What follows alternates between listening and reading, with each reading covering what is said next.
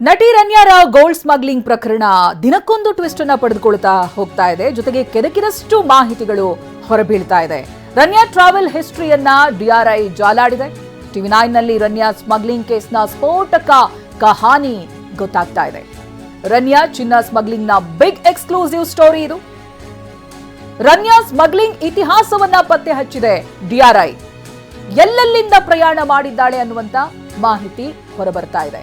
ಯಾವ ಏರ್ಪೋರ್ಟ್ ಮೂಲಕವಾಗಿ ಇವರು ಟ್ರಾವೆಲ್ ಮಾಡಿದ್ದಾರೆ, ಹೀಗೆ ತನಿಖೆ ಹಂತದಲ್ಲಿ ಒಂದೊಂದೇ ವಿಚಾರಗಳು ಬಯಲಾಗ್ತಾ ಇದೆ.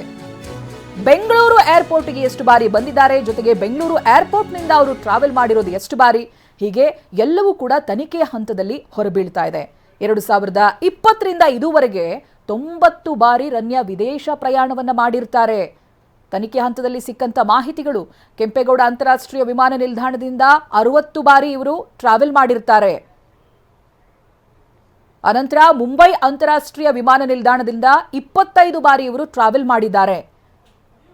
ಪ್ರತಿಯೊಂದು ಡೀಟೇಲ್ಸ್ ಅನ್ನ ಕೂಡ ಕೆದಕಿದ್ದಾರೆ. ಚೆನ್ನೈ ಅಂತಾರಾಷ್ಟ್ರೀಯ ವಿಮಾನ ನಿಲ್ದಾಣದಿಂದ ಕೇವಲ 2 ಬಾರಿ ಇವರು ಪ್ರಯಾಣವನ್ನ ಬೆಳೆಸಿದ್ದಾರೆ ಅನ್ನೋದು ಗೊತ್ತಾಗ್ತಾ ಇದೆ. ಜೊತೆಗೆ ಹೈದರಾಬಾದ್ ಅಂತಾರಾಷ್ಟ್ರೀಯ ವಿಮಾನ ನಿಲ್ದಾಣದಿಂದ 2 ಬಾರಿ ಪ್ರಯಾಣವನ್ನ ಮಾಡಿದ್ದಾರೆ.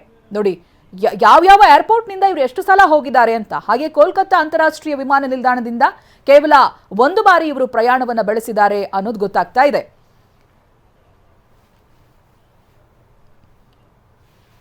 ಇನ್ನು ರನ್ಯಾ ರಾವ್ಗೆ ಪ್ರೋಟೋಕಾಲ್ ನೀಡಿದ್ದಂತ ವಿಚಾರ ಕೂಡ, ಅದಕ್ಕೆ ಸಂಬಂಧಪಟ್ಟ ಹಾಗೆ ಅವರ ತಂದೆಯ ಒಂದು ವಿಚಾರಣೆ ಕೂಡ ನಡೆಯಿತು.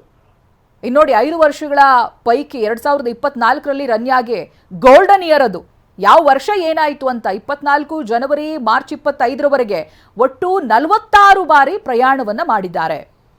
ಬೆಂಗಳೂರು ವಿಮಾನ ನಿಲ್ದಾಣದಿಂದ ದುಬೈಗೆ 46 ಬಾರಿ ಇವರು ಪ್ರಯಾಣವನ್ನ ಮಾಡಿದ್ದಾರೆ ಅನ್ನೋದು ಗೊತ್ತಾಗ್ತಾ ಇದೆ. ದುಬೈ ನಿವಾಸಿ ಅಂತ ಐಡೆಂಟಿಟಿ ಕಾರ್ಡ್ ಅನ್ನ ಕೂಡ ರನ್ಯಾ ಹೊಂದಿರ್ತಾರೆ.